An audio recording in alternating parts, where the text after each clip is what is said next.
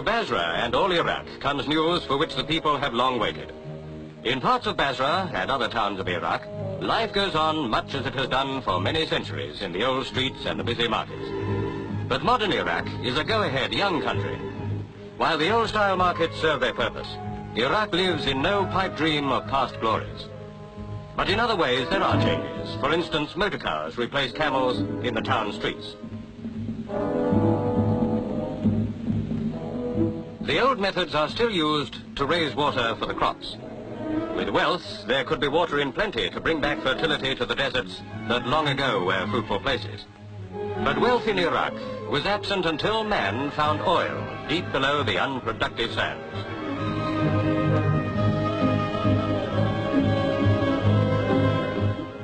To Basra comes Prime Minister Nouri Pasha El Said, whose mission is to release that oil for Iraq, and with it, the wealth to give the country so much that is needed. From England came Mr. Gibson, head of the Iraq and Basra petroleum companies, to join with Nouri Pasha in the dedication ceremony.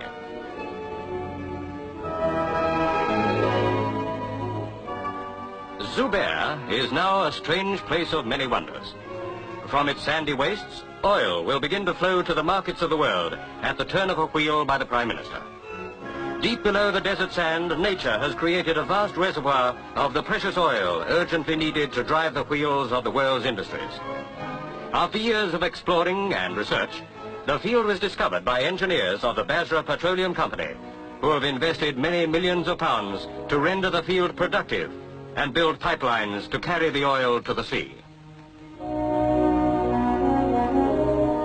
The turn of this wheel will set free the precious stream, which will bring many benefits to the land of Iraq.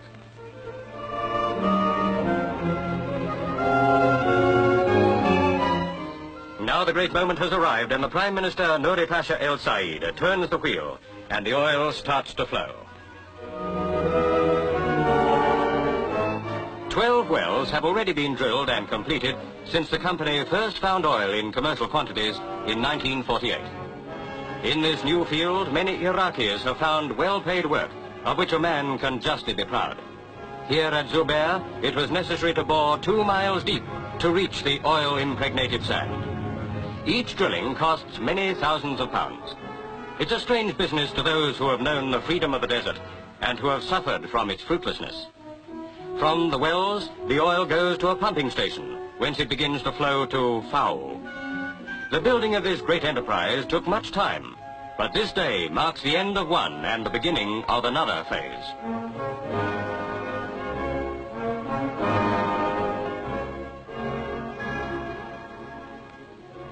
With the oil now flowing, a lunch was given to celebrate the inauguration, and Mr. Gibson told the story. Near to him were the American ambassador and Jamel Bey al-Madfai. Mr. Gibson told how the work was speeded up by 9 months.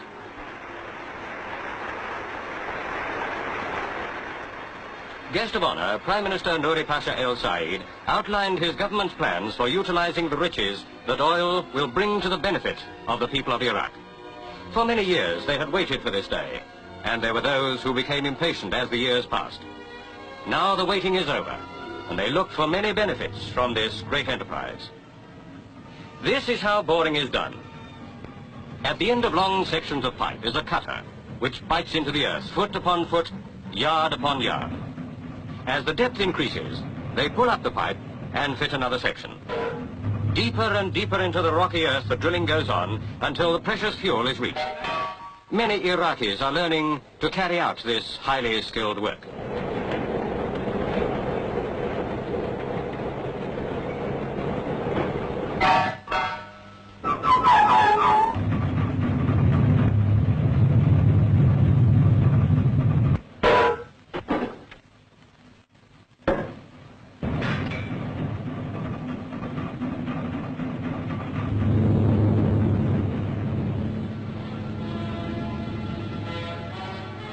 From Zubair, a pipeline runs 70 miles to Fowl on the Persian Gulf.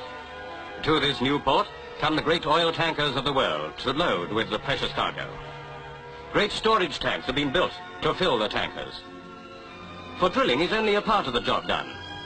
To reap the rich oil harvest, It must be taken to the markets of the world, and the great tankers will carry it safely and swiftly.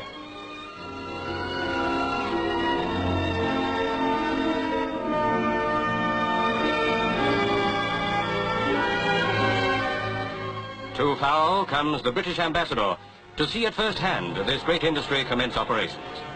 Many nations are participating in this enterprise, and they will pour wealth into Iraq, which will enable the building of hospitals and schools, and the promotion of social schemes which will help the peoples of the country to a better life.